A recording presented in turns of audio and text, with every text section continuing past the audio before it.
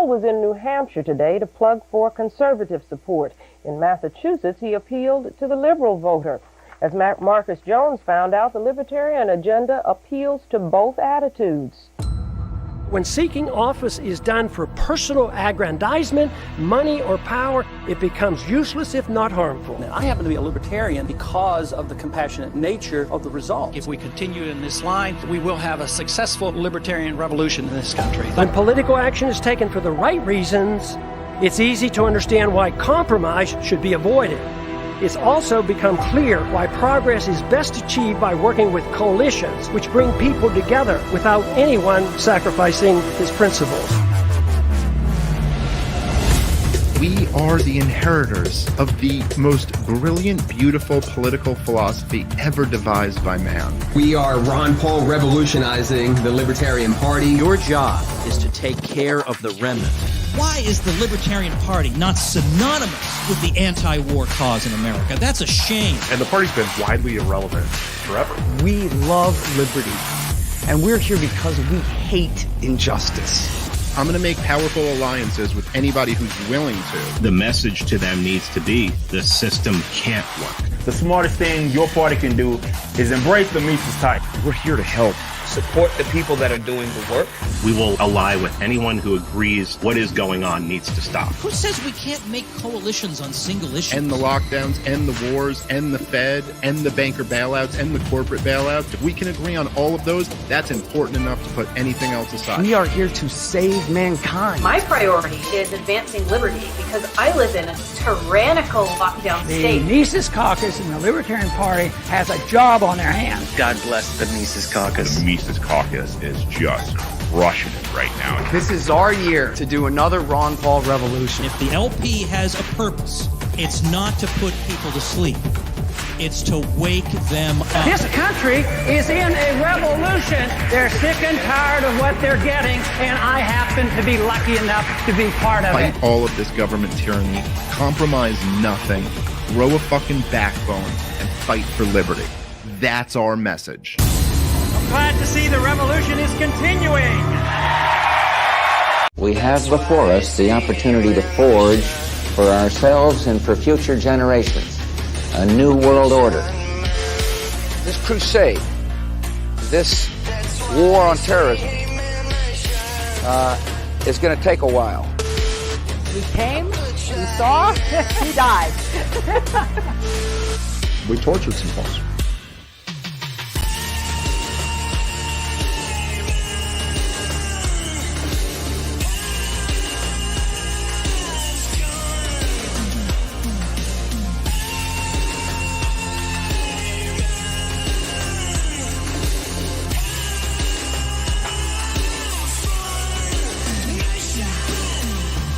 Yourselves to these unnatural men with machine minds and machine hearts.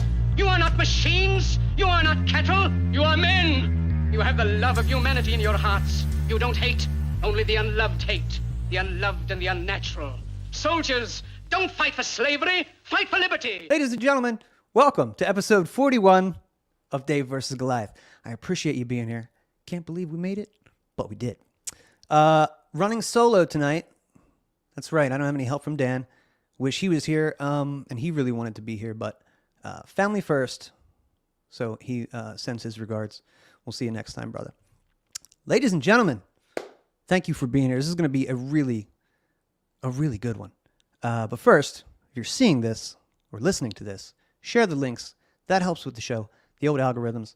Leave your boy a review on Apple and Spotify. That stuff really, really helps. So, guys, if you were feeling that intro there, man, that Dan Smots, he can put together a nice ad. And as you may or may not know, I'm doing co-hosting duties over at The System Is Down every Wednesday at 2. So check that out. That's 2 Central Standard Time for Dan. But guys, we're going to get right into it tonight because we have one of my favorite podcasters out in the game here tonight. So we're not going to waste any time. Like I said, this person to me is one of the best voices in the movement. She's a fellow ANCAP and Ron Paul bot. She's red-pilled and she's brilliant. She has a bachelor's degree from Harvard with a concentration in economics, a law degree from Stanford, and a master's in business administration from Stanford Graduate School of Business. So if you're a libertarian, I feel like those are all very important things when commenting on the things that we comment on. So if you hear some crazy shit tonight, put some weight behind that because it means something. So without any further ado, ladies and gentlemen, the great Monica Perez. Monica, how are you this evening? I'm great, thank you. And when I had a radio show, I had a segment called The Paul Bot Next Door. And I'd have people call and leave messages, and I would play them on the air of like, you didn't realize this guy lives, in Buckhead, or this guy's lives next to you.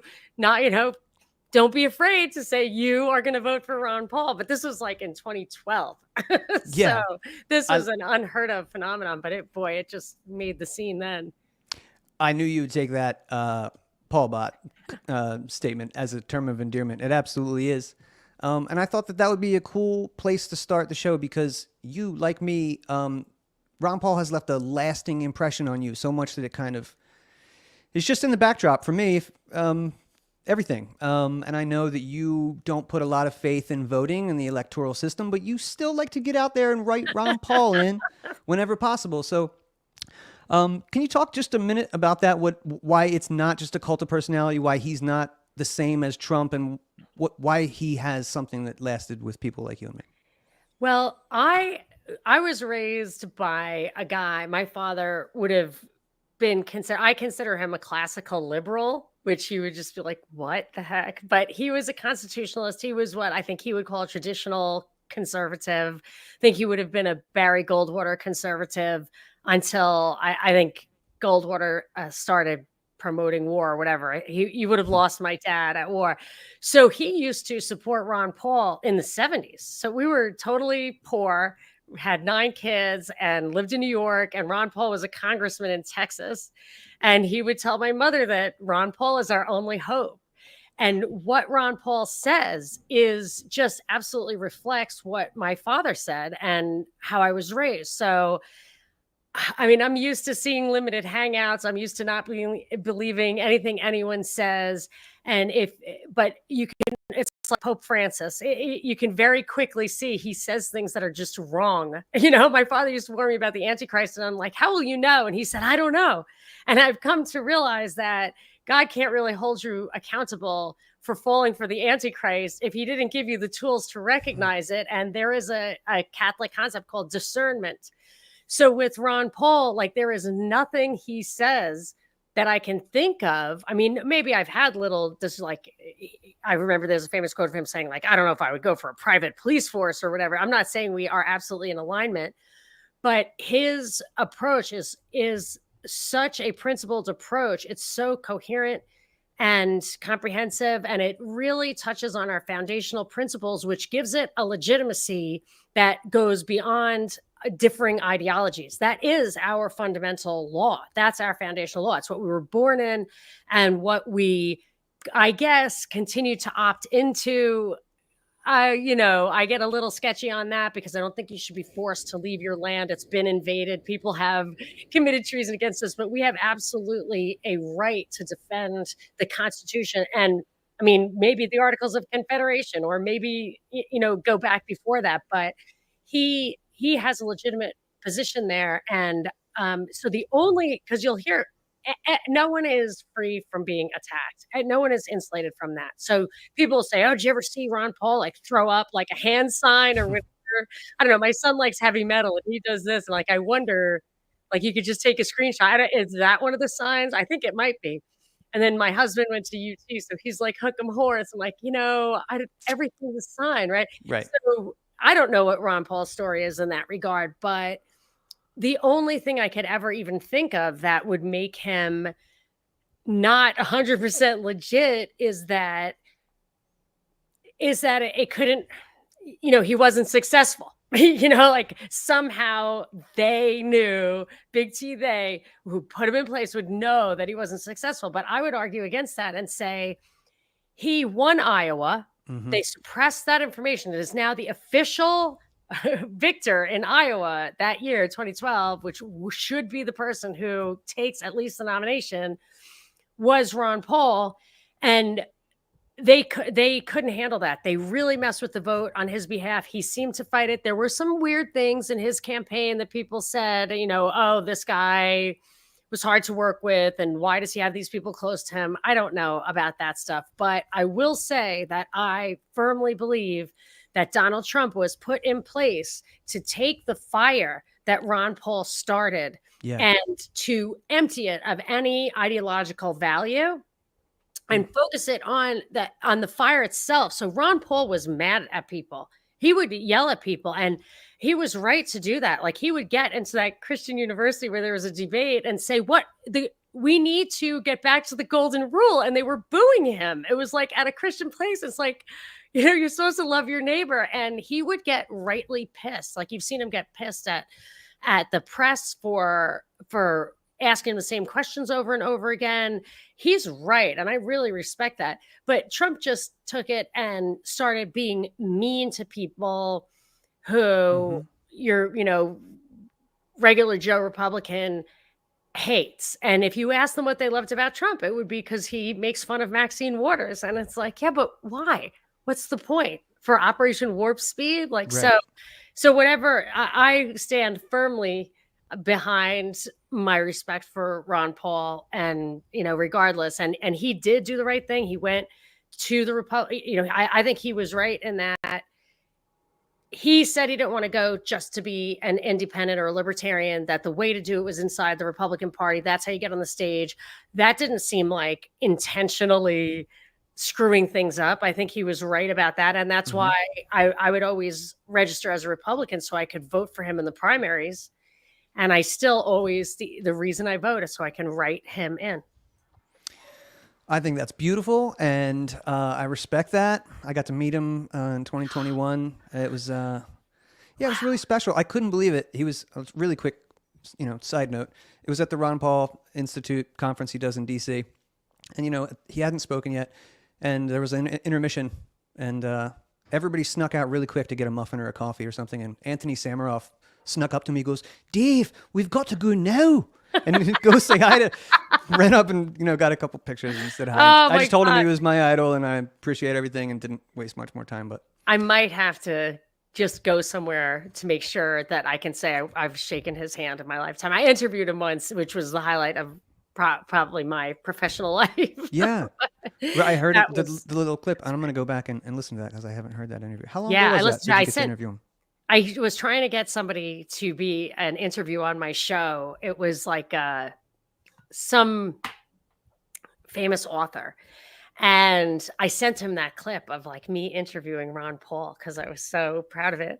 And he wrote back and he was just like, "I hate you and your tribe." I was like, okay. Well, if you're going to go down, if you're going to be a martyr for someone, like Ron Paul's a good one. That was going to be my next question. Do you think Donald Trump was sent to take all the breath out of the revolution and squash that and turn people, into something a little different? And through Cambridge Analytica, they could find out exactly what they needed to do and the right things to push, and don't talk about foreign policy. And if you do, just talk out of the side of your mouth and everything else will be cream cheese. 100%. That is what I think he's there for. And that is why Zucker created him. I think that's why they did The Apprentice, was to just create that image, to create like an archetype in your mind, like this guy's a boss. Right. And then when he came out and he was like, they criticized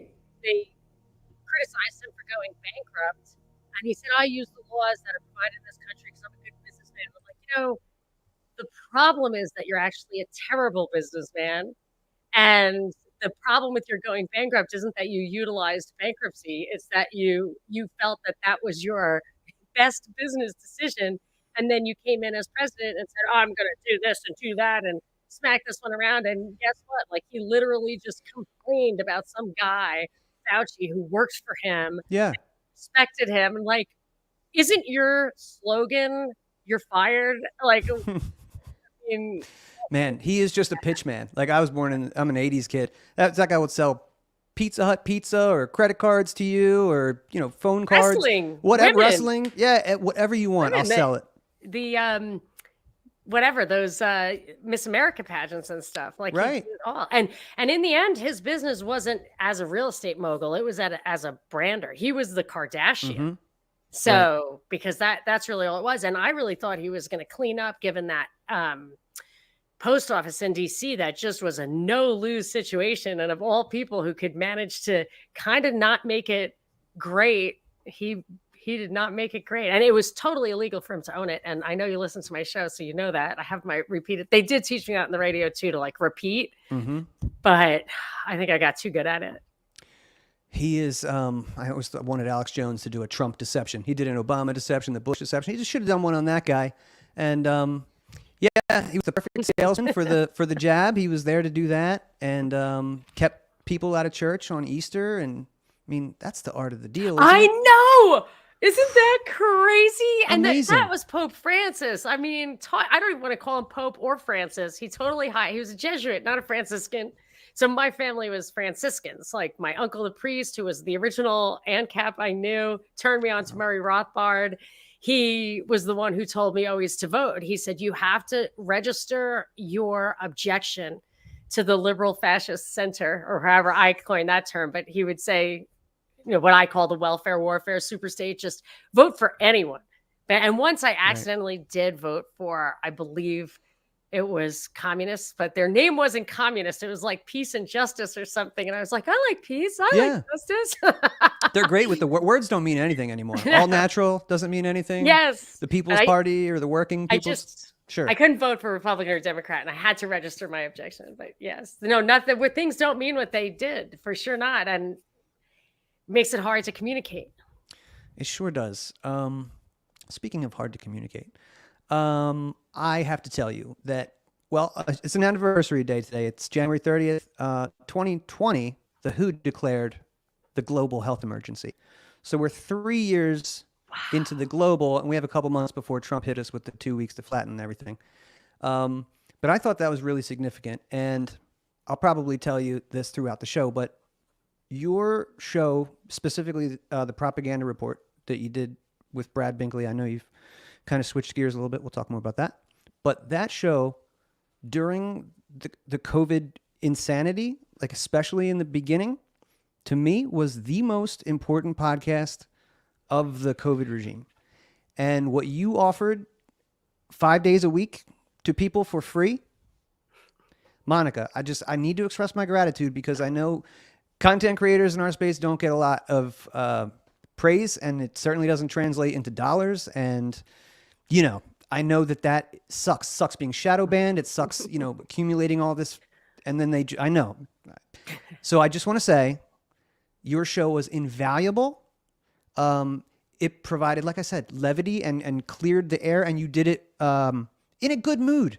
Like that was every day I would be listening, and I'm like, oh my God, like she's up through the night, looking up the worst stories in the world about the worst things that they're doing to humankind. And then comes on later on in the day and goes, hey everybody, here's what's going on. Look what I found. Look what I found. And you really, it meant a lot to me. And I know to a lot of other people too. So thank you, and thank Brad. And that was huge. It was a big deal. I agree. I got a lot of emails during that time saying just that people didn't have anyone in real life who everybody was crazy, and they thought that whoever was sending me the email was the crazy one. But Brad and I would laugh at the people who couldn't see the nose on their faces. It was so preposterous. And that was great. We had developed a good rapport. We had been doing some propaganda report, but we did the Drive Time News Blast, which was an everyday thing, because I kind of saw it coming, but we did. So I had this show on the radio. Brad was my on-air producer, and I kind of was worried because it was getting bought.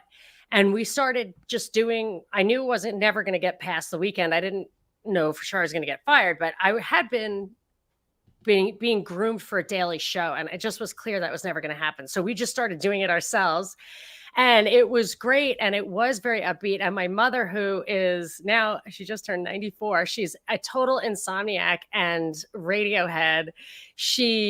I think she probably still, if it's still on, listens to Coast Radio at night. And so she just loved Art Bell and all of that. Remember when he was interviewing Malachi Martin? I mean, that was just wonderful. So she's always, and my boss at the radio said I was like, he loved Art Bell and he felt I could be the next Art Bell. But she would say, don't bother if you're going to be a downer, you might as well just not do it at all. And it really took years and he would also say, my boss would say, like, at the end, give people a piece of chocolate, like they have to digest. And I never really mastered that on the Drive Time News Blast because it was just too fast paced. I do now, like I only do like once a week instead of 5 or 6 times a week. The deep dives, just one subject, but I always try to have a piece of chocolate at the end. And really, when you're doing that kind of thing, you have to believe it. Like you actually have to keep digging until you figure out really what makes you get up in the morning, why you haven't given up hope. And so I think it was important to keep an upbeat attitude. And I had I was in LA by that time, and everybody was in my house, like Zooming and stuff. It was not an easy thing to do daily. Like I stopped doing it more recently, like last year, but the really difficult time was during that. But there was no way I was cutting off that communication. And it was two-way. I would do Zoom calls. I connected with homesteaders, farmers. I took my son, who's interested in this, to like 3 or 4 different people's homesteads because I just wanted him to know there are people out there who live off the land and know which way is up and that he could learn from. And he spent some time staying at one of their houses, their homesteads, for a while. And it was just great for all of us. And then when my mother's getting old and some other things were encroaching on my time, I was not getting those emails anymore. I get emails, plenty, but I was getting emails every day. Like, this is so important. And I really felt it too. And I feel like we got through it together, and that's what it was there for. And plus, when Trump left office, it was just not as fun. I can understand that fully. And I didn't get to Twitter until Trump was already gone. So I understand that. Oh, the tweets. Oh my gosh. They were so really like wet yourself laughing at that guy. But the clues, like the whole Ukraine thing, when he got impeached, right? Like, oh, they're setting us up for Democrats to want to support war. Like this is this is coming, like, so there were a lot of clues in how the stage plays that they were arranging for him. Yeah. You saw, I know probably earlier, but I know you were talking about Ukraine in 2017, at least. Like, and I covered it when the coup happened. When the coup happened. 2014, yeah. Right. 2013, 2014. Yeah, exactly. That's amazing. And happy birthday to your mom. Oh yeah, happy. She was so happy. I tweeted her birthday out, and I think it got like, last I looked, it was something like 600 likes and 100 or something huge comments, and she was awesome. I couldn't believe it. She was so tickled. She was absolutely beside herself. As a listener, I'll say it's one of the things that I like about Eminem a lot is like, about his family and like my mom and like all these things, and they kind of artists that are open enough to just like, I know your mother's accent, like at this point, it's great. And I feel like, that's a good thing to connect with people, to just give a little bit. I'll send you a raw file of this. So now I can't let her see this show because this is a secret. She when I tried to record her, she just talks normally. She was a secretary when she was 19. And so when I'll put a microphone, she's like, yes, my name is Irene. And I'm like, Ma, you're talking to me. She won't do it. So I asked her once, I was like, if I catch you on hidden audio, do you mind if I use that? And she's like, no, it's fine. I mean, it's because if I'm lying, I deserve it. And maybe it'll keep me from lying. She never lies. That's great. So I caught her on audio the other day, and I put it out there. I started a little premium feed on iTunes because I think it gets you pushed up on the search engine. Like that's the real reason if people will sign up. Thank you. I appreciate it. But it's cheap. It's like $5 to get commercial free and everything. But I put it in there because I only wanted it for the lovers. I didn't want people to like make fun of my mom.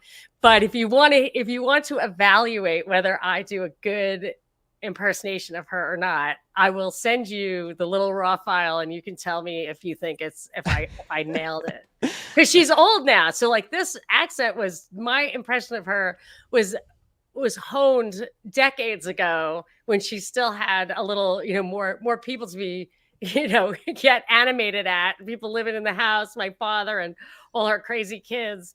And now she's kind of mellow, but I think she's still got it. So I'll send that to you. Oh, please do. And yeah, everybody who's listening out there, go send Monica $5 a month, and then you can hear her mom, and you can get premium content too. And by the way, I didn't say in the beginning, but if we're going to do a round of Ask Monica Anything tonight. So if anybody in the chat has a comment or, a question for Monica, just put her name in bold, Monica, and then your question, and we'll try and get to that. I feel like I want to tweet to people to ask me anything. Yeah, some good questions up in here. So you named the last podcast, The Propaganda Report.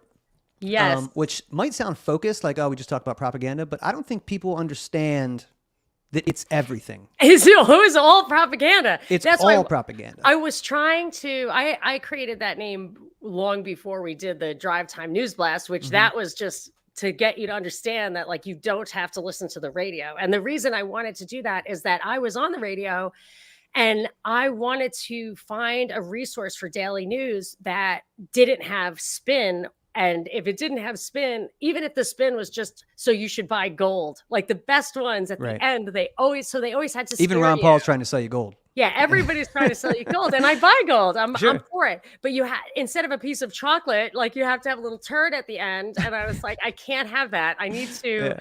So I'm just going to do it myself. And that's why I named that. But the propaganda report, because I wanted to talk about the news, but I didn't want, it sat wrong with me to suggest that it was news, or events of the day. I'm like, I have to talk about the headlines, because when I was on the radio, I had a call-in show, and you could not determine the subject. If you wanted people to call you, you had to talk about what they were already thinking about.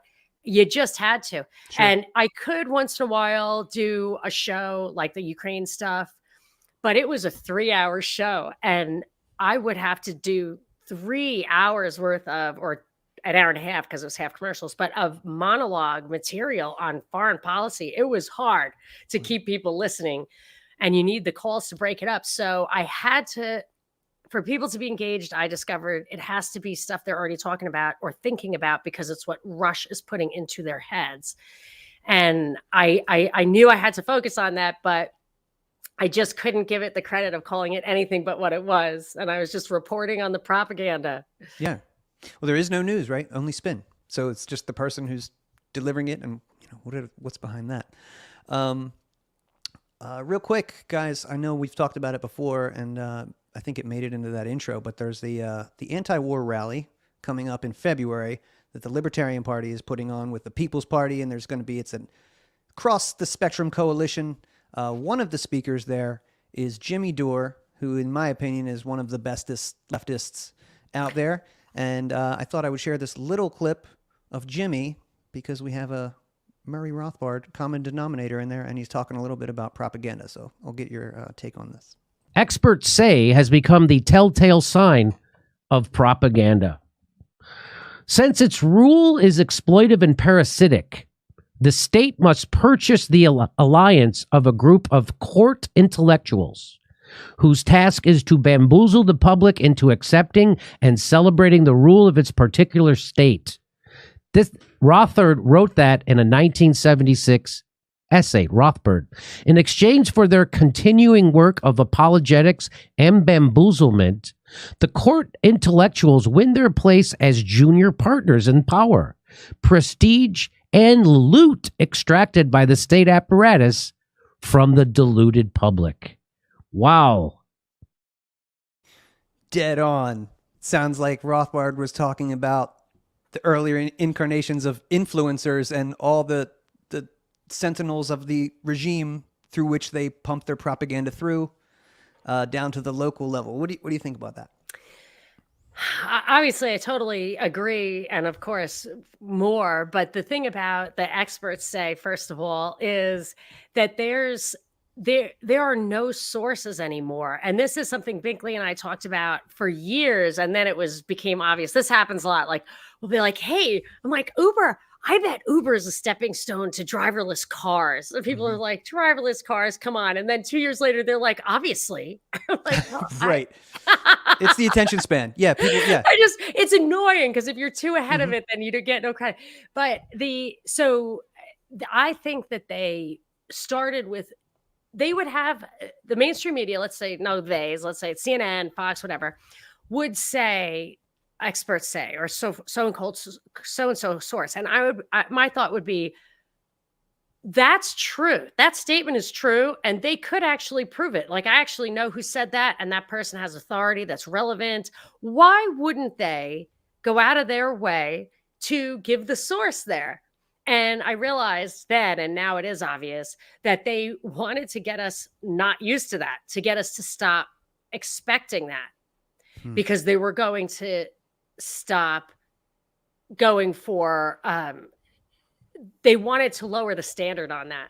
So that was his first thing. And then the Rothbard stuff, that I think it's really important to remember the Updike quote of a man. It's basically impossible to convince a man, I'm paraphrasing, of something if his paycheck depends on him not understanding it. And that goes also to potential income. And I think Rothbard himself had an example of the Economists Association, something like that, they tried to appeal to the historical, whatever the history teachers, and history teachers would not change the history of the United States. So they decided, let's say it's the Carnegie Institute or one of those guys, one of the early think tank movers. I'm not sure it was exactly them, but one of that group, Rockefeller, I don't know. And what they realized in that case is that they had to just wait for the history teachers to die and make sure that all the new ones they hired didn't have that kind of integrity anymore. But the economists, there were very few of them. And it was almost like creating a whole industry out of thin air. So with history, there were always historians. You had a problem there. But with the economists, all you'd have to do is find people who were studying economics, say there would be 100 students, one person got a job as a professor, and that was it. You could go to those 100 people and say, hey, this is the Economics Association. And if we all support Keynesianism, we'll all have a job forever. Not only will we have a job forever, and this is what I think of Robert Reich, is that, you know who I'm talking about? Yeah, Robert Reich. He's the worst. Yes, he's the worst. He was the guy where there's hidden audio of him, I think, at Berkeley saying, if people were realistic about healthcare, you would just tell grandma she has to die.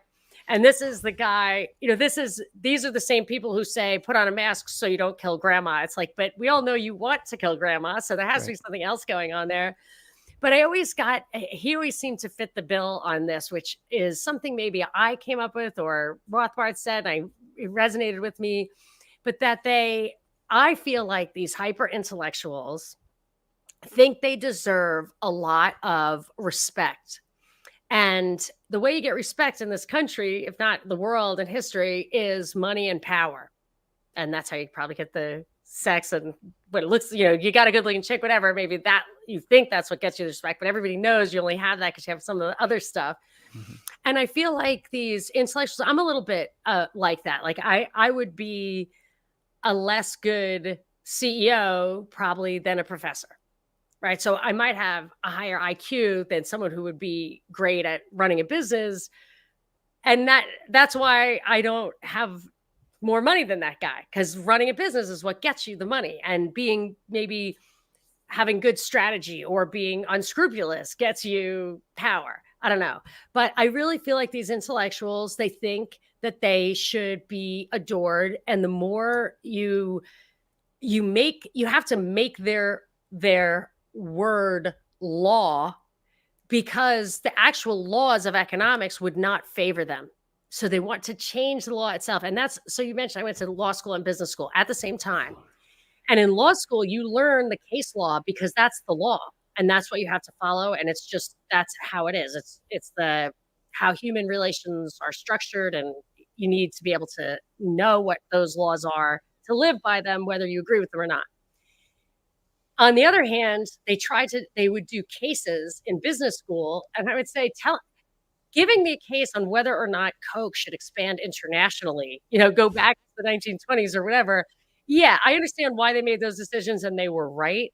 but there's no law there. Like that, every single situation changes because Coke, anybody trying to expand, RC Cola trying to expand internationally doesn't work because Coke already did it. So if you're trying to distill immutable principles, yeah, there are some, but you have to be a certain way to make money tomorrow. And that guy changes all the time. And I think that's why they build up, regulatory barriers to entry, because the guy who made it wants to close the door behind him and keep all that money. It's like, you know what? The way it should work is you get that first round. You get to keep it and you're the rich guy. And like that's why I like Kinsella, because I don't want the copyrights or whatever. There's still a motive. And other people are like, oh, I have that stuff too. I'm going to build that stuff too. That's great. But I really feel like these intellectuals are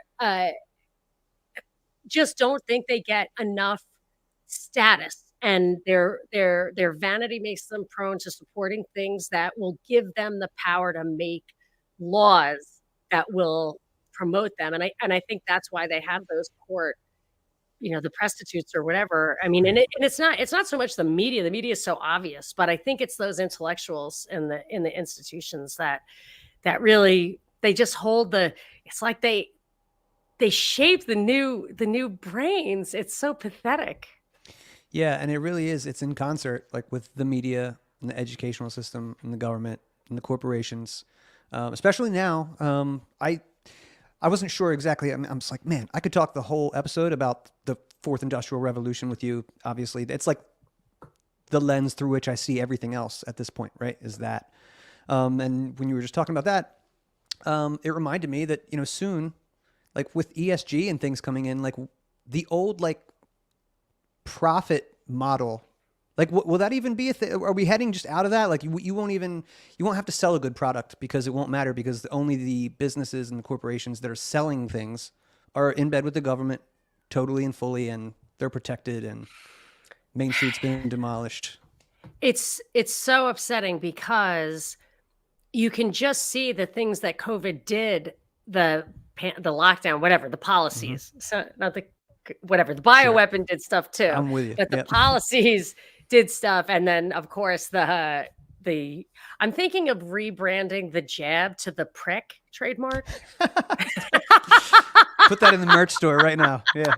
Right. I feel like that was genius on my part. Yeah, get that. So I'm trademarking that. But yeah, so all those things have different purposes. But when I've been looking into, and I did fall into, I think like 6 rabbit holes deep in a recent series of deep dives I did, which I didn't even ever mean for any to be a series, but I really think I'm on like the 7th one by now, because that's where it goes. It's like homelessness, housing, Agenda 21, land use restrictions, businesses on the street, taking cars offline, the 15-minute city, all of that stuff. And when I look at COVID, and now that I just discovered that part of their plan, I mean, I'm not sure if it actually said we will put tables in the street to take parking spots offline. I think that what the article said, it was about Paris. They had this plan already to take cars off the streets. They know that taking parking spaces off the streets helps deter people very painfully from having cars.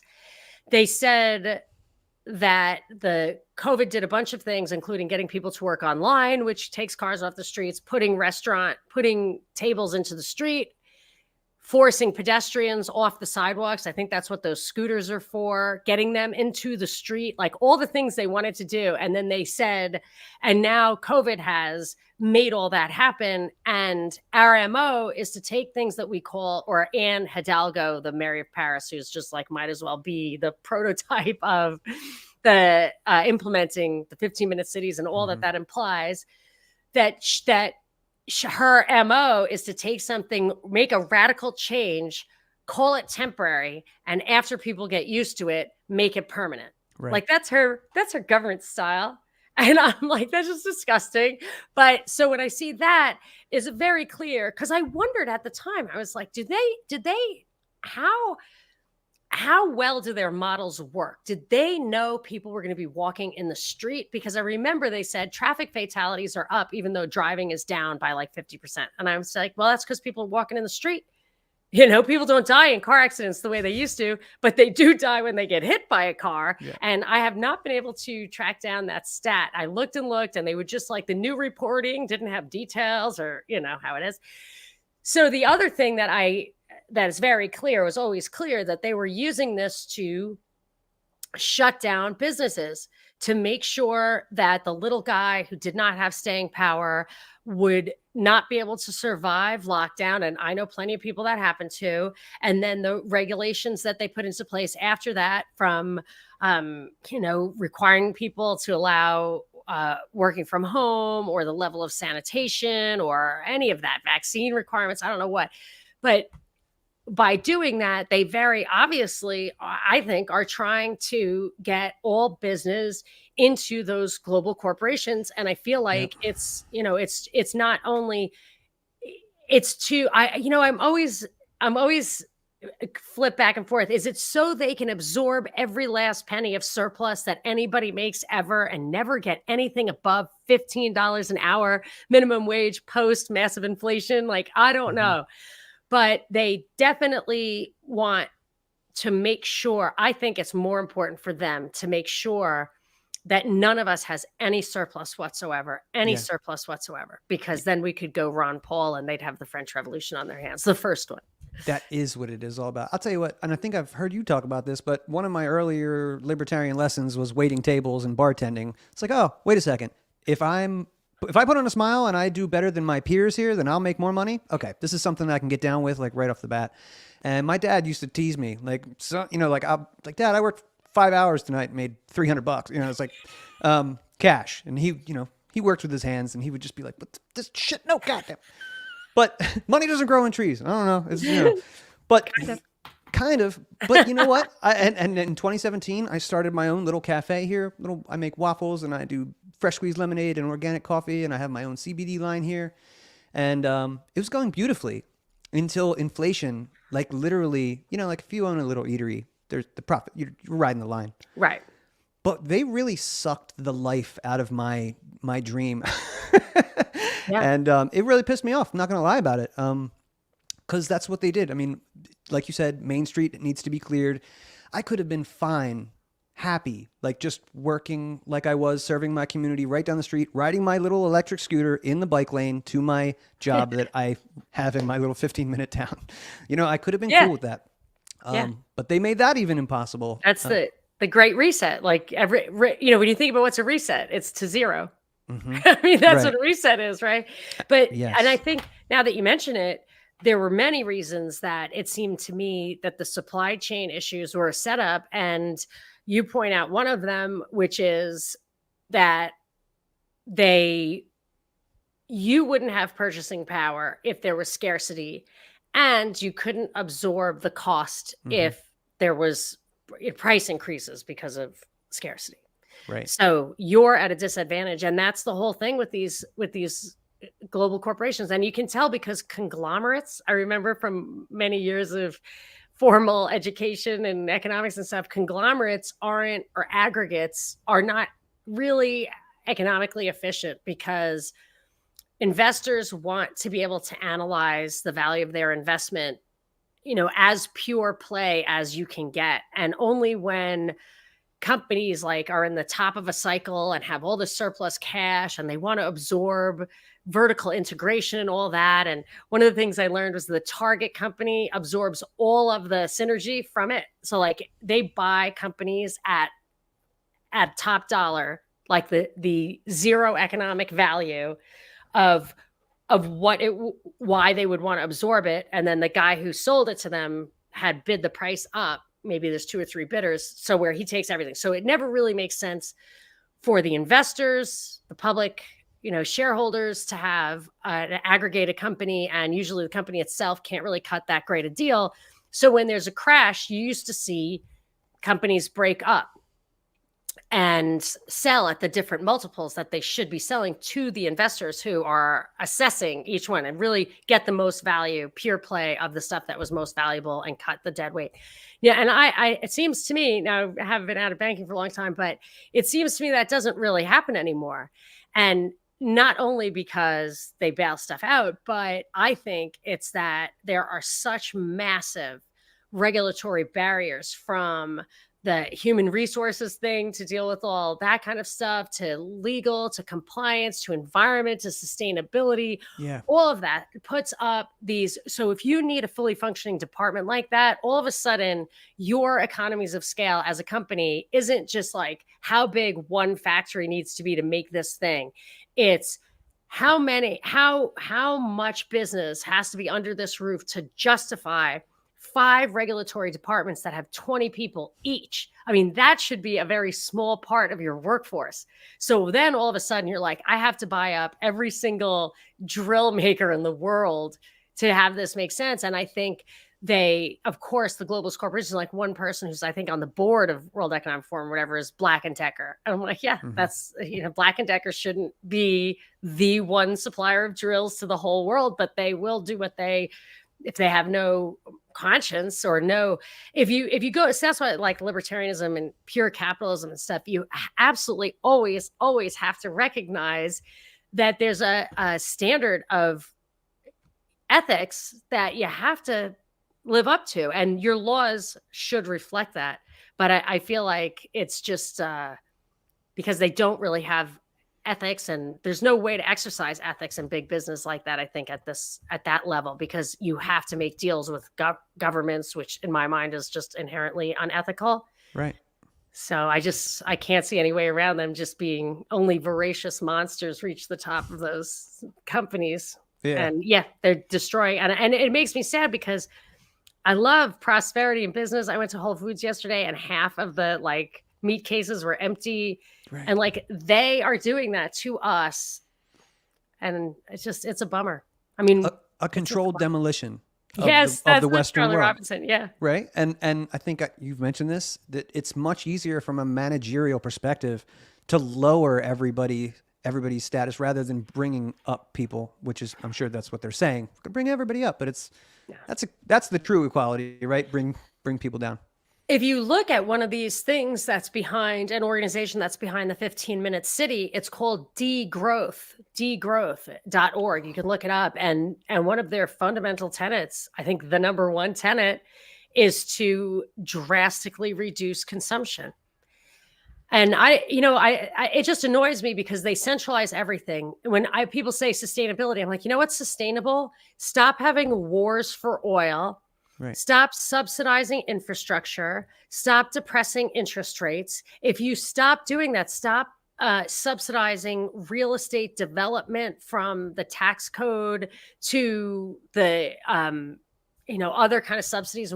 You're just creating a much faster growth scenario than you would ever need, and it would be sustainable if they hadn't gotten interfered with the whole thing in the first place. And now, under the guise of, oh, this is too much, too far, too fast, someone needs to control it. It's too complex. Not true. They're making it complex so they have an excuse to control it. Right. They'll call it unchecked capitalism, and it needs something, right?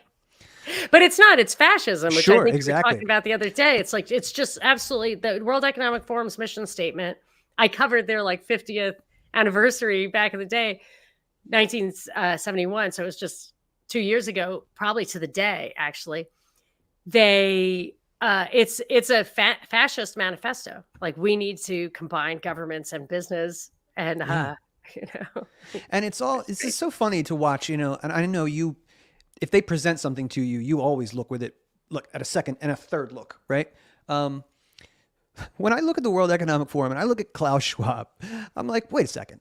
This is just, I know what you're thinking too. This is over the top. You're giving us this thing that we can all look at. Right. This is not the Bilderberg of my 20s. When we were telling people, hey, these guys are meeting in the woods, secretly. People were like, no, they're not. No, they're not. And then Alex Jones and Jason Burmis and all these guys started going there in the woods. And then they still were like, no, nobody's there. And then once that, they couldn't hold that on, then all of a sudden here comes this, they're wearing their imperialism on their sleeve. Check out what we're up to, and everybody can come visit. The press is invited. It's really odd. But it seems kind of cartoonish. What do you think about that? Talking about cartoonish, did you see Kirsten Sinema's outfit? she's the senior citizen from Arizona. She's a senator from Arizona, if I'm not mistaken. Have you heard her name, Sinema? Yes. She's had some, whatever. She's had some notoriety here and there, but she was a swing vote. I think she changed to be like an independent or something. There's a picture of her at Davos in what appears to be leather platform high tops in white and a big puffy, I'm sure environmentally puffy white fur vest, which just made me think of Cruella de Vil. Yeah. I'm looking and she's just like whatever with her dumb glasses. And I just thought, first of all, she looked like a rookie to me because I know a Swiss guy, I know a German guy, not who go to that thing, but who I met through banking. And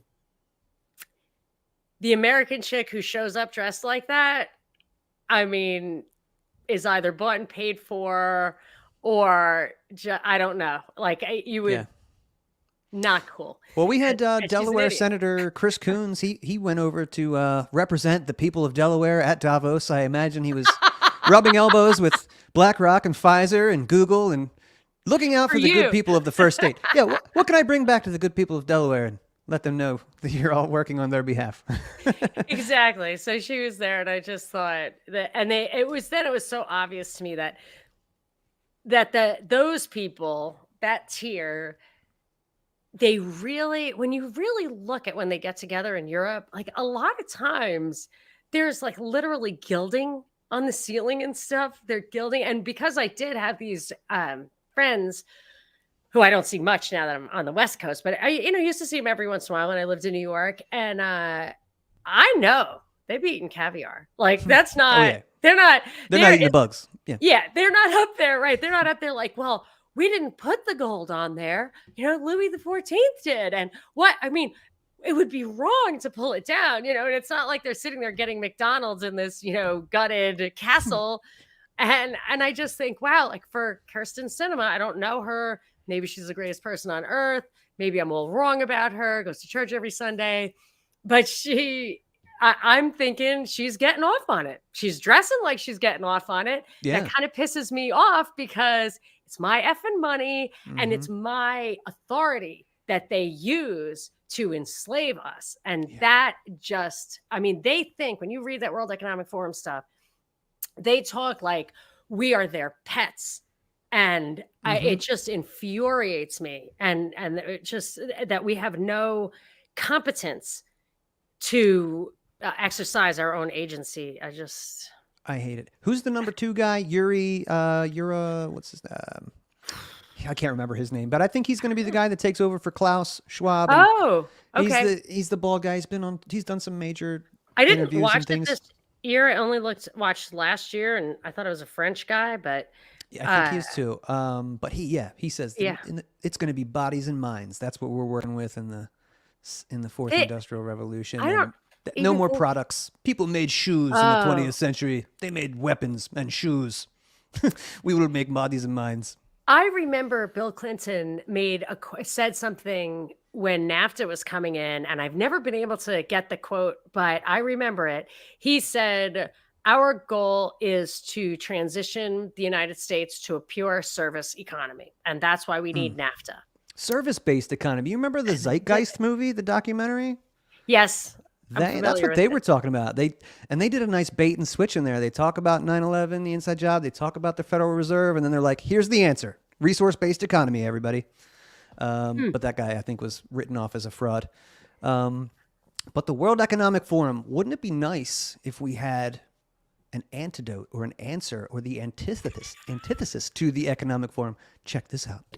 We want to encourage everyone to take as much responsibility as possible at the most local level possible, right? So take responsibility for yourself until you're good enough at that so you can take responsibility maybe for a wife. And then if you're good enough at that, maybe you can extend that to some kids. And then maybe you can serve your local community. And then maybe you can serve your state. And maybe if you really get good at it, you could serve your nation, right?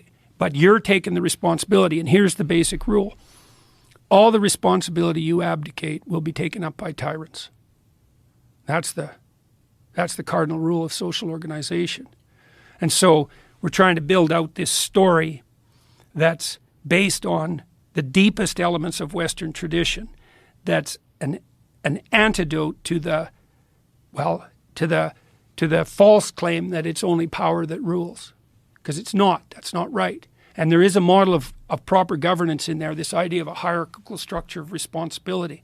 It's the proper computational structure. It's not top-down tyranny with fractionated individuals, and it's not utter chaos. It's ordered freedom. And that's what God tells Moses to tell the Pharaoh when he says, let my people go. Let my people go, no tyranny, so that they may celebrate me in the desert. It's ordered freedom. And it's the ordered freedom that comes along with being oriented towards the highest possible good. Jordan Peterson bringing me back to minarchy. I don't know. What do you think about that? Just a little context. He went on Joe Rogan a few days ago, and he outlined his plan. He has started a consortium, as he calls it, based out of London, that will be the answer to the World Economic Forum. They'll focus on a pro-human environmental policy. So he's all about saving the earth, but not if it means human suffering. They take an anti-fascist stance. Everybody involved seems to be against the meddling of the media and the corporations and the government, So we're going to get rid of that, and they want to put policies in place that are pro-family and child-centered and focus on long-term monogamy. How do you, I know I've seen you or listened to some of your episodes. You talk about Jordan Peterson and his books, and he's a great guy. In fact, my dude, Michael Heiss, said that Jordan Peterson and his movement is the greatest movement, and maybe even more important than the Ron Paul revolution, because it's the responsibility side to freedom. So I thought I would give that to you and see what you think about that. What do you think? The responsibility side of freedom, yes. Wow. Well, that was good timing, because I was just saying that 1 minute ago, right here. Right? Good, excellent. So I do think about, I think I'm going to take this backwards. I have been trying to start thinking about how to address that problem.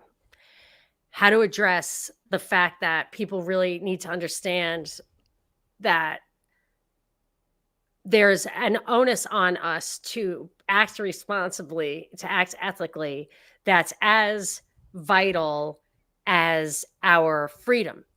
Like, our responsibility is as vital as our freedom. I can't say I suggest that responsibility be enforced by power, but even when I was reading some stuff about, I think we misunderstood the separation of church and state thing. It's the greatest thing that ever happened to separate church and state. I guess it's called a confessional state. Maybe it was like Franco or whatever.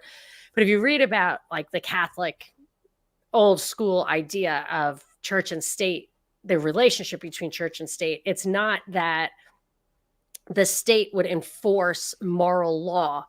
It's that it would be informed by moral law.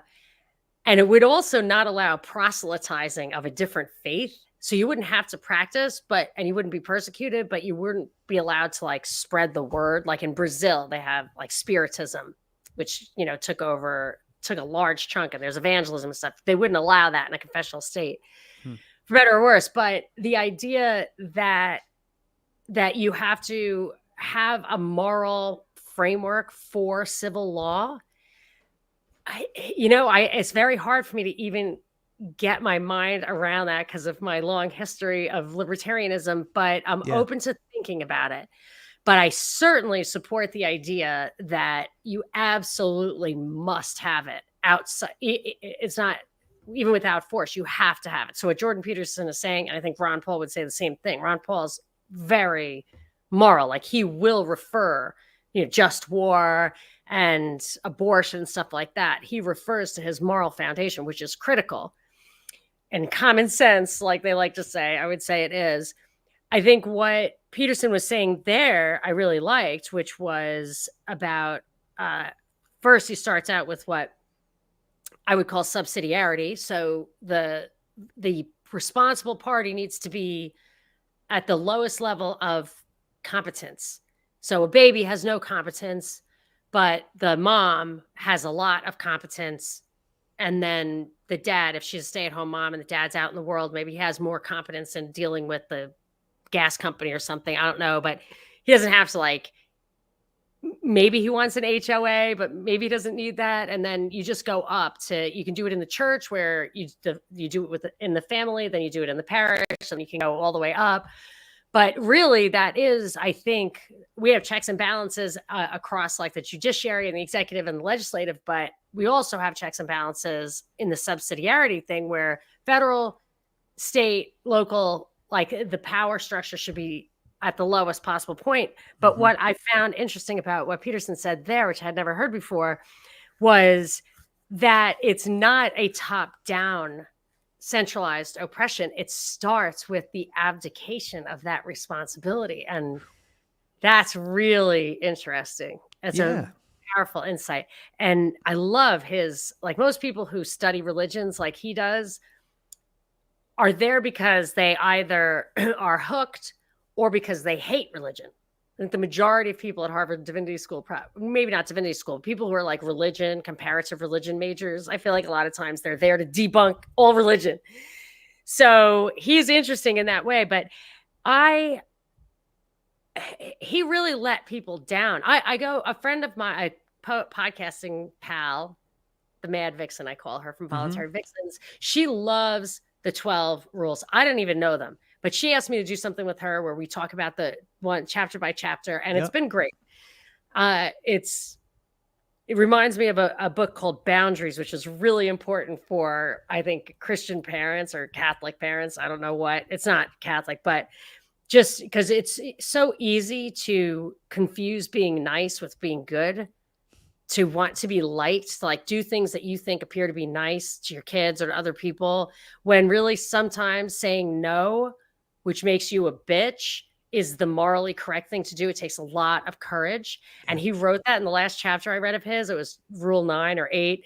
Like sometimes no has to be said, and you have to have the presence of mind and the courage and the experience in saying it to say it.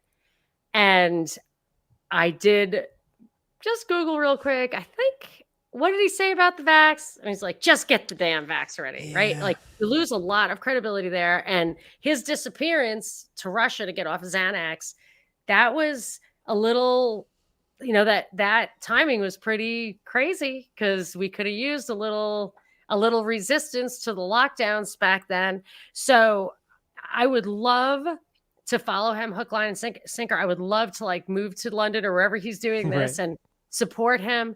But I feel like at this stage, absolutely anything that really gets off the ground is not a real threat. Agreed. So Ron Paul, you agree? Yeah. Because Ron Paul, probably when he became a real threat, he had to be taken out, and he was. And that's a good point. I mean, Kanye was taken off the streets for like 2 days and given whatever, by his trainer or whoever else. But Jordan Peterson was gone for a while, and the benzo bottles were downed, and a lot was going on there. And now he's signed to Daily Wire. I'm not going to take away any of his his contributions because they're amazing and he's great. But that is a little concerning. Yeah, I mean, and I would put this in a different category. There are people, everybody has their foibles and their weaknesses. So I look at Thomas Jefferson and Martin Luther King Jr., and I'm sure people who have put their lives under a microscope and found things to criticize, but it doesn't take away at all the power of their message. I mean, even I might say plagiarism. Like people say MLK maybe lifted some stuff, or maybe his wife or stuff, or Thomas Jefferson. I don't know, but I doubt Thomas Jefferson plagiarized. But I'm just saying I don't even mind that. Like I feel like that doesn't mean that that what they did wasn't really, really powerful. But if what they're doing is trying to corral people into a silo, and I get worried when you combine too many things, like if it's monogamy, and I personally do think that the rules, like the Catholic rules, for the most part, I always say this, like principle and pragmatism are exactly the same on a long enough timeline. Yeah. So why do we have monogamy? Well, there are a lot of reasons I could tell you to not, mix stuff around everywhere you go, without bringing God into it. But I feel like it becomes very exclusionary when you do that. So I liked, and you're in, I guess, Dan's fantastic montage in the beginning, Dave Smith saying, like, these are the things we can all agree on. Let's just stop there. Yeah. I feel like that's where we need to be. Like Ron Paul, to me, was the right approach. And I worry that because, when you live in the Bible Belt, it can, and my kids went to a school that my mom, who prays 4 hours a day, like she does the rosary every day, she has her little books, like, I mean, it's kooky, where I should say it seems excessive. She was like, oh, it's kind of like a cult there at the school, right? And I'm like, I don't know if I would call it a cult. Like I wasn't in the cult or whatever. And she's like, they whatever, still wear the veils and everything. But when I feel like in the Bible Belt, this happens to me too. If everybody's speaking the same language, everyone's like, yeah, like it's Jesus saves, and I've been saved. How about you? And like quoting Bible verses just with the numbers and not actually saying the words. You are preaching to the choir. And I feel like the biggest weapon the World Economic Forum, let's call it, or that whole cabal uses against us, the number one weapon, in my opinion, is the siloing, is just the not crossover. Any idea, any piece of information is allowed, but just it's not allowed to have fluidity. And that's what I worry about with some of this stuff. Yeah. That's why the revolution has to be decentralized. All of it, right? Just individual nodes. So I was just going to say, I think that Jordan Peterson, as amazing as he is, if he has a flaw, it's that he has a lot of faith in institutions. Educational system, I think he has a lot of faith in. He had faith in the medical institutions when he got that jab and the second one. And then only after goes, you know what? I wanted to travel and they told me I could. It's like, well, other people knew that you weren't going to be able to travel, man. And you get to kind of hobnob with some really smart people. I'm really kind of surprised at that. But only a man, I think, that would have, well, they told me this thing forthrightly. This must be what it's going to do. And maybe he got suckered. But I hope he doesn't get suckered anymore. Yeah, and he says stuff in there that I really want to be open to. So one reason I stopped doing the Drive Time News Blast, the daily show, is that I really didn't have time to think deeply about things. And I felt like there has to be a code. I have to get closer to cracking the code on the real answer. And I feel like a priest who listens to me sent me a book called like The Church and Libertarianism. And it was the first thing it said. It's like, I don't believe in public transportation. I don't believe in welfare. I don't believe in any of that stuff. But he had just massive objections to libertarianism because it took away the idea that governance was essential, that it has to be an absolutely ingrained part of your culture, as if laws were not strictly about force, and that like a man has to have a just wage. And no, you cannot steal it to build a bus system that will allow corporations to pay him less than a just wage, right? Because you're paying for his transportation, which is part of a just wage. Is that you should have to get there. You should be able to procreate, like a just wage isn't just, we'll give you whatever, exactly as many calories as you need to do this job. And I have to be open to that because, so in cracking the code, I sometimes want to look back and say, my total rejection of the state may be in part a consequence of the total corruption of the state that happened before I got there. So when I realized, I hope you don't mind my saying that 9/11 was an inside job, when I realized that, what I realized was everything I had been saying about the inevitable place where this state that has a total conflict of interest with us because it sells us security, and if it gives it to us, we will stop buying it. They have to keep us scared. Yeah. That it was already there. I was saying this is what has to end up happening. And then I was looking over my shoulder like 10 years after the fact, mind you. I did not know until the Boston Marathon bombing that 9/11 was an inside job. And then I know I that was said, your red pill moment. That's interesting. yes, That's really cool. And it was my aha moment. And then same thing with COVID. I'd been saying the whole time, like, you have to, it's coming. Right? It's coming. Like the totalitarian technocracy is coming. But what I didn't realize, I was still thinking about fighting it at City Hall, or protesting Obamacare or whatever. I didn't realize that what I needed was a chicken. Like, I love that's that. where I should have been. And that's what he's saying about abdicating. I love this part of your story arc, that because you spend so much time thinking, and like I do, like a lot of us do, like, hey man, how can I make the world better? What about, and all of a sudden when COVID happens, you're like, holy shit, like I have not prepared myself in my apartment or whatever, like in my city that has a food desert where you can only get pizza and burgers and corporations. There's nothing, nothing around here. And I know you live in California, so that's got to be a hellscape at this point. I mean, it's messed up. We're going to actually probably play a clip or two of Gavin Newsom only because I think that this guy is a perfect example of not only what demons do with doublespeak, like the exact opposite, but he's also a willing stooge on behalf of the World Economic Forum. And to me, we don't have to talk politics, but he's probably a front runner for 2024. This guy to me represents everything the Democratic Party actually is, which is a soulless, corporatist, say anything, legalese speaking asshole. Like that's.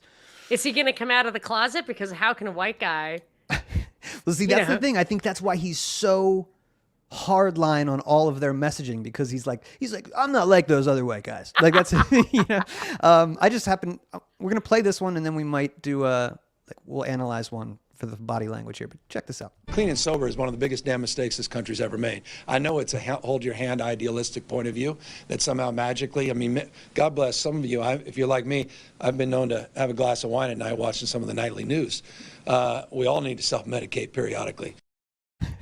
So, okay, I get it, bro. We all do kind of need to self-medicate. I like to smoke weed. My girl and I are going to smoke a bowl when the show's over. But to be a leader of the fifth largest economy in the world, I think California is, or something close to that, and just come out and go, hey guys, it's like a very do what thou wilt kind of attitude. Totally. Just like, hey man, just like relax. Like it's bizarre. That was crazy. Right? I mean, people have a problem with that. People who are clean and sober, like it's a cause for celebration. I mean, it keeps you from ruining your life, and they want you to ruin your life that way. Make no mistake, they want you offline. Mentally, tune out. What is it? Tune out, drop out. Tune exactly. in, and he's saying this while, like prosecuting the drug war too. It's not like he's trying to make people, enlighten them, and I'm sure, whatever, you can buy legal weed there. But yeah, that's just, it's super bizarre. So I have another clip from Gavin Newsom, because this one, the doublespeak is off the charts. And this one we're going to watch together. And if you want to comment on it while it's playing, because there's just so many little gems in here. Please feel free. Here we go. The nation. Anxiety about social change has awakened long dormant authoritarian impulses, calling into question what America is to become. Freer. Anxiety about social change has awakened long dormant authoritarian impulses, calling into question what America is to become. Freer and fairer, or reverting to a darker past. Instead of finding solutions, the body language. Douchebag. It's just like gosh, I can't stand it. Ew, it's it makes the worst, me want right? to take a shower. I know. I feel dirty watching this guy. I'm so skeeved. It's really gross. And people are buying it, apparently. These politicians, devoid of any new ideas, pursuing power at any cost, are playing on our fears, our prejudices, and our paranoias. Oh my God. Gavin Newsom is very upset about the politicians playing on our fears and our hysteria. I'm still stuck on freer and fairer. Oh, you're in California, the freest state in the nation. Yeah. He's in favor of free and fair because that's not this guy. Wow. So yeah, and it something? looks to me like he's rehearsing. This looks like a screen test. Yes. He's absolutely well rehearsed. In fact, I think he's got a line coming up where you could tell he flubs it a little bit and he goes right on like it's very well rehearsed. Here we go. The struggle to be who we ought to be as a nation is difficult, yes, and demanding. There it is. You could tell. No, that's not the word. Where is this? I think this is in California. Could be No, wrong. but I mean, is this like an actual speech? Because it actually looks like a screen test. Oh, I don't know. I grabbed this off Twitter. I'm sure it is, but I'm just saying. You could be deep faking it. Even whatever. I'm just like, my impression is that whatever this occasion was, it's for him to practice giving speeches. Yeah. Because he's looking very presidential. Clearly, he's memorizing it. They taught him the gestures to make, obviously.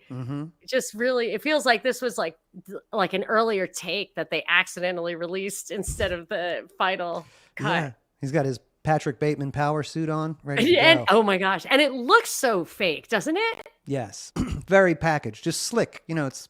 And even the background, though, like it does, I guess it's a real place. I'm sure it's probably like the capital of the state I live in, but whatever.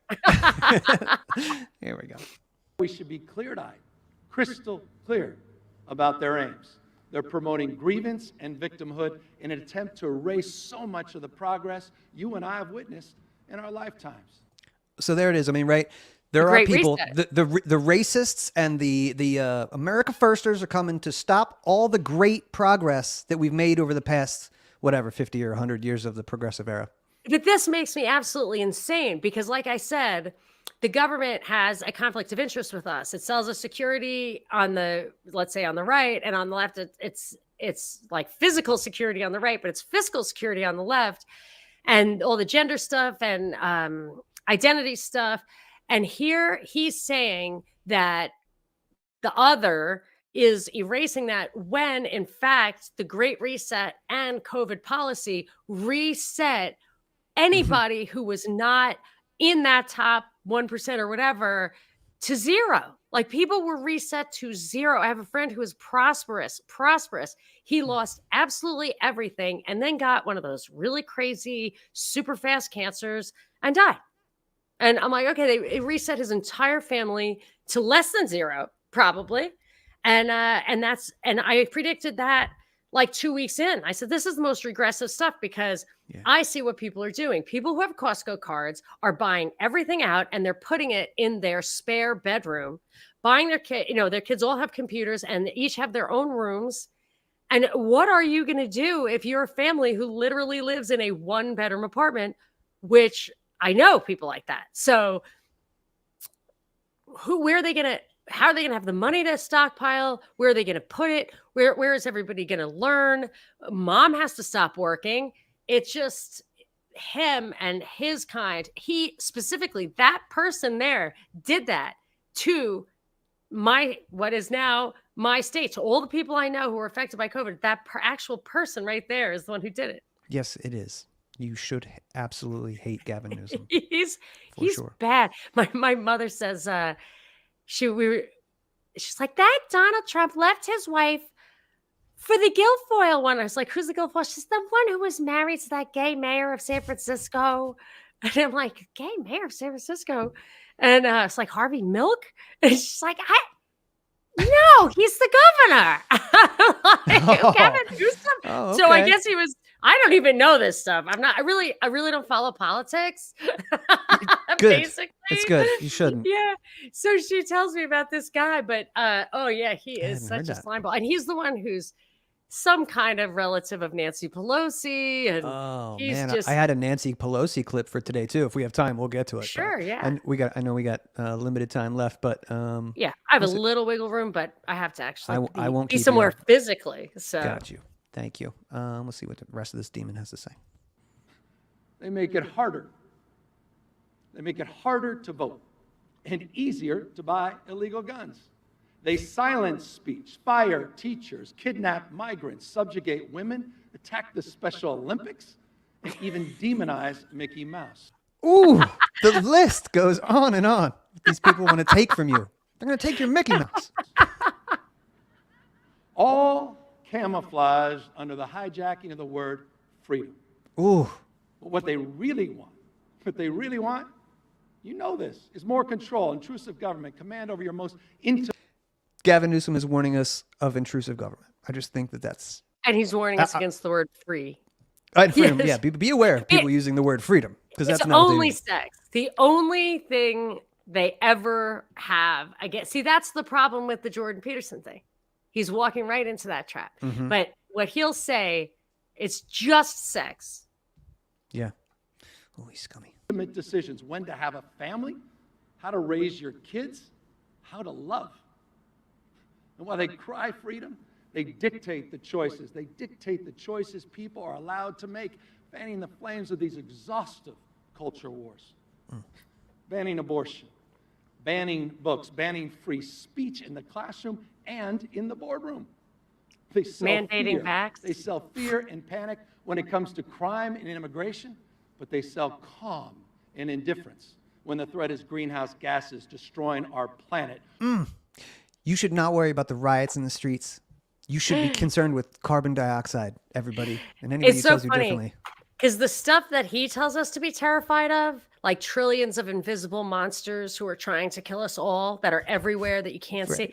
They're trying to kill us all. And all these gases that you can't see, that you're not sure where they come from. You can't see it. What he's talking about cannot be verified. And they're just priests of the electron microscope telling you you cannot speak this language, but actual real things, that's that whole complexity myth. Yeah, trust me, everybody. Or big oil raking in record windfall profits at your expense. There it is. Excuse me. Hold for applause, right? So here's the thing about the oil, the record oil. So when gasoline was $7 a gallon here at one point in 2022, $7 a gallon, like that was the cheapest you could get. And I think at that time I went and visited my mom in New York, like not to mention if I visited anybody in Texas. And I think it was like $5 in New York. Is that because the oil companies are ripping us off? They're much greedier there, yeah.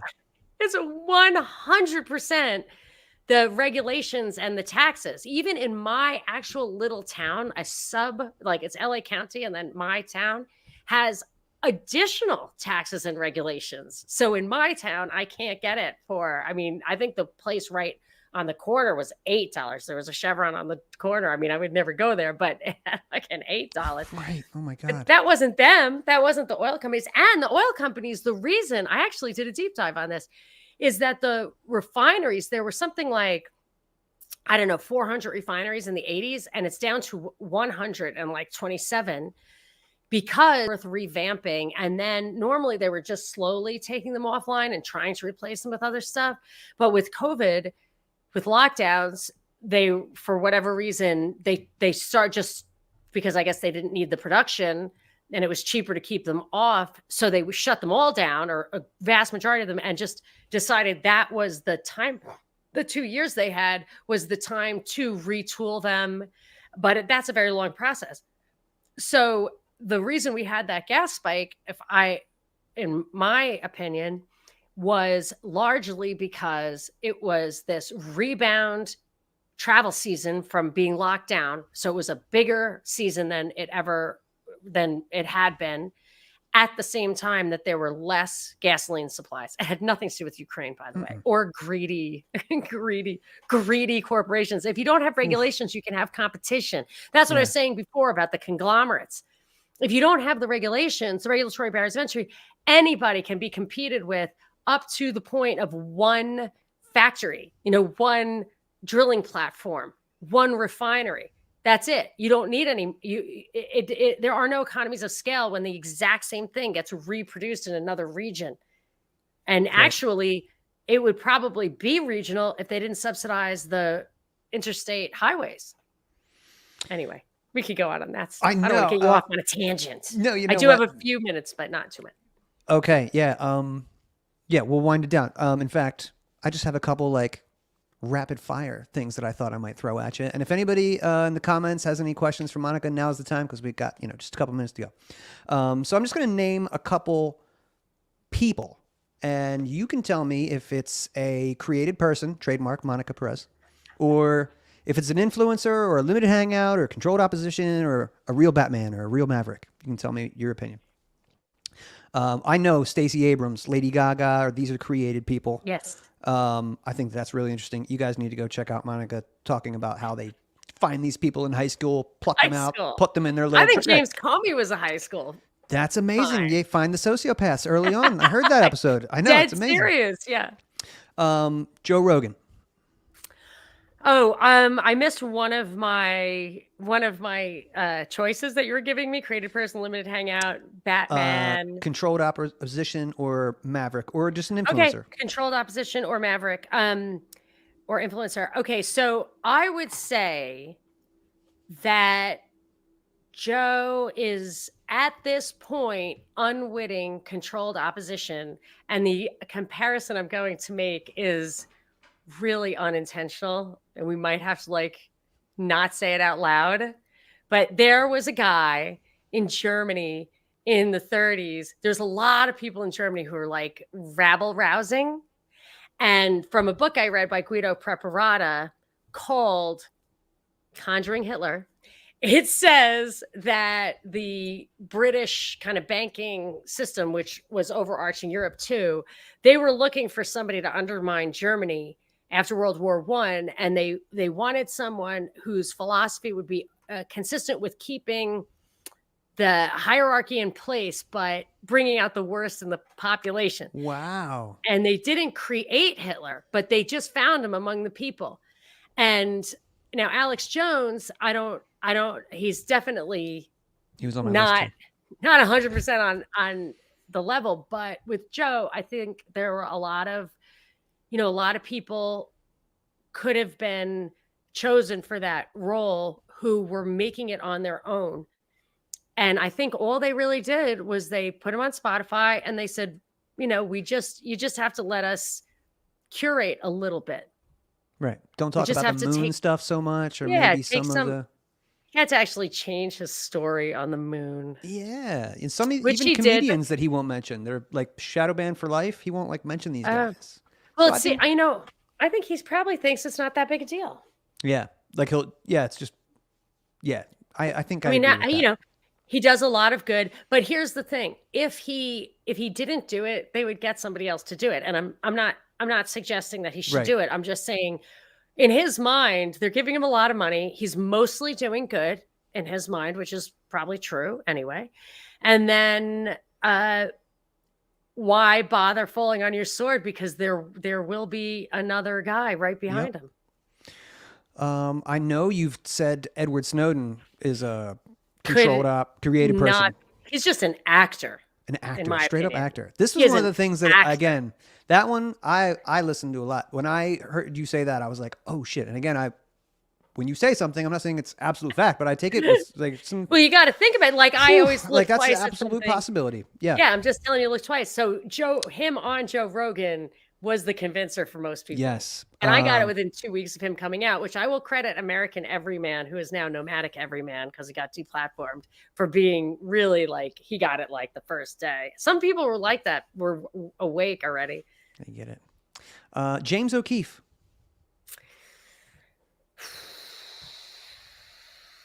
Well, I would not say he's 100% on the level, but I'm not sure I really understand. I want him to be on the level. Yeah, no, he may be sincere. I'm not saying that. I guess let me say what I think is that the Republican, I don't really understand the whole like Steve Bannon Republican, like the CRN, like there's a CFR and then there's like the Republican one that's secret, and it's like they have their own machine. And I feel like he might kind of click in with that whole thing and like Breitbart and stuff. I don't understand if it's a real opposition, but it's political, so I don't like it. Yeah. Or if it's actually controlled by the other side.